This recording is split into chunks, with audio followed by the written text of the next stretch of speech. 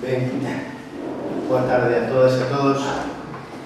Eu, como corresponde, quero congratularme porque nos atopemos hoxe aquí amigas e amigos da causa taibiana e tamén sí da persoa e da memoria de Miguel Rodríguez, que era sen dúbida o capitán de todos nós, a persoa, claro que xunto a propia Gloria, a Foucault, a Eldara e a Ruel, máis e mellor fixo pola obra e pola figura de Victoriana Taibo. É unha circunstancia, polo tanto, especial, emotiva para os que queremos esta familia e para os que queremos o regalo tamén de Taibo. E precisamente por iso, e para que non se desborde a emotividade, eu, e as que me coñecedes, os que me coñecedes, sabes que son demasiado falador, verborreico, diría, hoxe conxureime comigo mesmo e creín que procedía ser comedido. Puxen por escrito que vos quería contar, cousa que é bastante habitual en min, eu falo sempre espontaneamente, pero creín que neste caso era mellor facelo así, porque ademais tamén quero que quede constancia do que hoxe imos decir aquí, da figura de Miguel Rodríguez, que moito merece.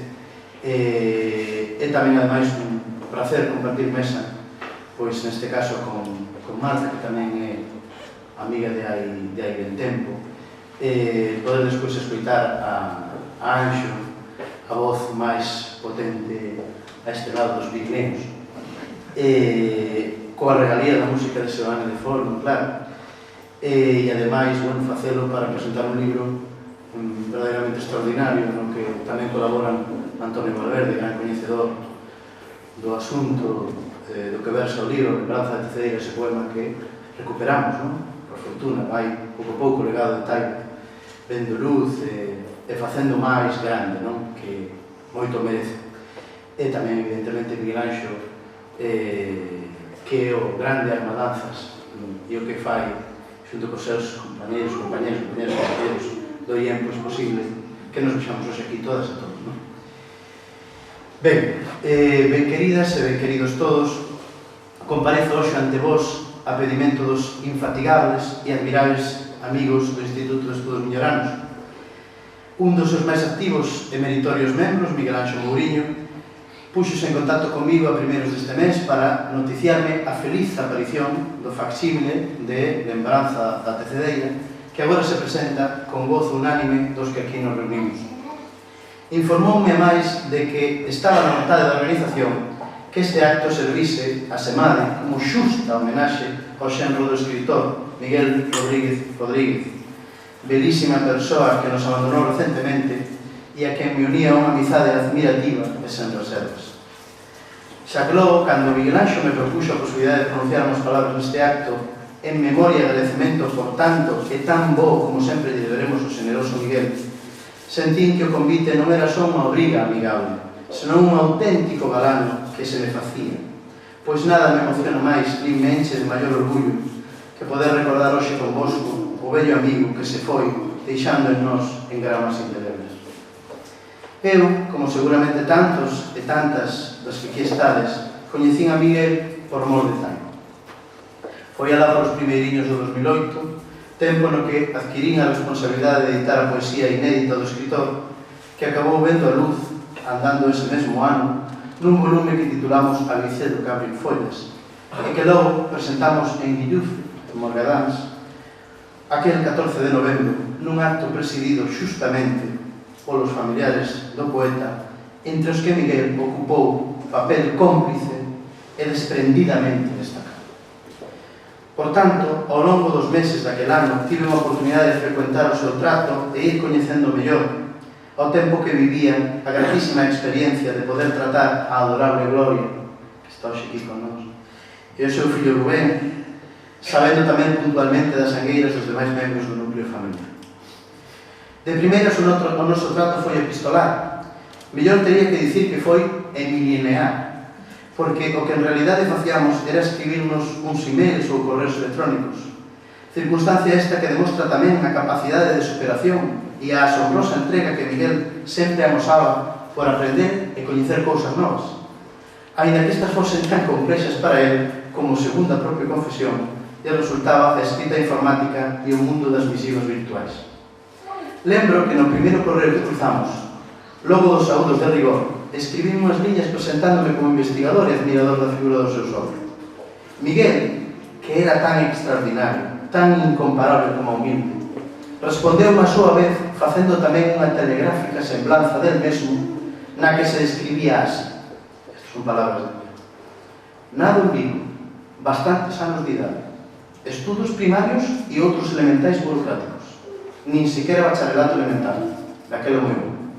Polo tanto, xa ten o currículum vitae do seu interlocutor, con voz, pero sen voto, posto que neste asunto que manda é a miña dona, dona Gloria Taibo Rebollar, creo que con merecente dereito que non por menos que respectar. Tras aquelas presentacións iniciais e co andar dos meses, acabamos partillando un traballo intensísimo de procura de materiais, investigación de fontes e profundar textual, labor no que Miguel se revelou non xa como un competentísimo coñecedor da obra do seu parente, senón tamén como un moi fino lector crítico da mesma e un sabio coñecedor de mil e unha circunstancias perifextuais sen as que eu non podería ter ni siquiera mediado o meu traballo. Porque, amigas e amigos que agora me escoitades, Miguel era un portento da natureza. Posuía unha memoria prodigiosa que lle permitía traer ao acordo cando lle prouver calquera dato ou referencia da bibliografía de Taibo, mesmo a máis nimia e insignificante. Pero é que, e isto foi para mí máis arrollante, coñecía os pormenores da nosa historiografía literaria do século pasado con máis acuidado que moitos supostos especialistas. E cando pensabas que tal vez algún autor ou libro te resultarían alleos, el sorprendíate con un sorriso de retranqueiro para acto seguido regalarche unha lección de asesado xuizo sobre tal ou cal obra ou personaxe. Insisto, era un ser dotado dunha inteligencia superior, tenaz e ordenado en extremo, polo menos para as cuestións literarias.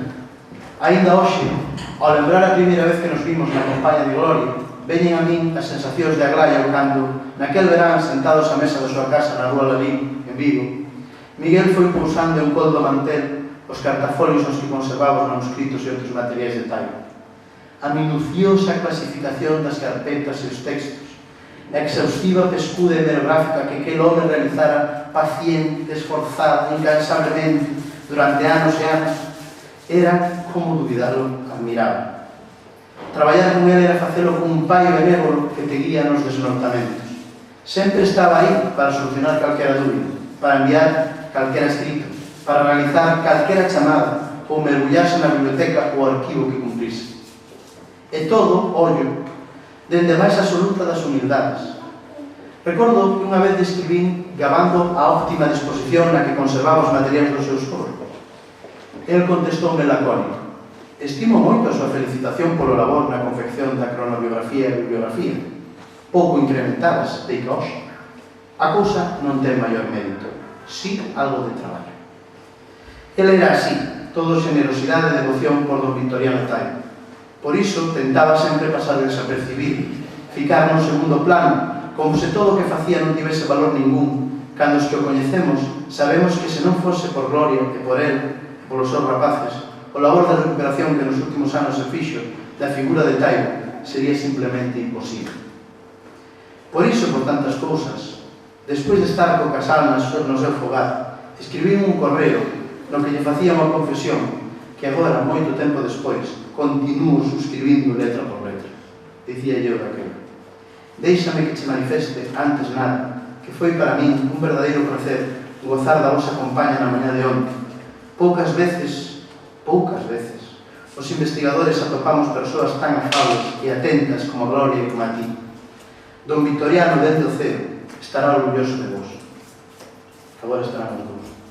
Non me cabe ninguna dúbida de que o seu legado, na mentres estea nas vosas mans, fica a salvo e se verá potenciado todo o que vos sexa posible. De corazón enhorabuena. Crede non que xa vai sendo un veterano nestas lides, cando vos di que en non poucas ocasións os principais enemigos da memoria e recoñecemento dunha escritora ou escritor, e isto saben, Anxo, Marta, e demais amigos, non son senón os herdeiros ou testamentarios destes, que por mil e unha revesadas artes conseguen sepultar definitivamente no esquecemento nomes que de outra maneira terían a oportunidade de se recuperar para as novas xeracións de lectoras e lectores. Non é este o caso nin de Gloria, nin de Miguel, nin de ningún dos seus. E constame que a mesma xenerosidade e entrega que amosaba para esta causa alimentaba a súa paixón polas actividades nas que participaba collendo. Sei ben que non faltou ningún só ano no acompañamento da concesión do premio de poesía que leva o nome do seu xorto, que estivo en primeira liña cando houve que memoriar os mestres represaliados do Val Miñor, que participou asiduamente nas visitas e excursións que dende Ollén se levaban a cabo para pôr en valor o patrimonio natural, paisaxístico e artístico da comarca que nos rodea. Podería poñer mil exemplos de ata que punto o compromiso coa causa de Taibo, coa cultura de noso e coa nosa xente eran para Miguel sagradas. Pero abandonáme común, a edición facsimilar de lembranza da tecedeira que nos convoca foi posible, sobre todo, porque Gloria, Miguel, Gloria e os seus a fixeron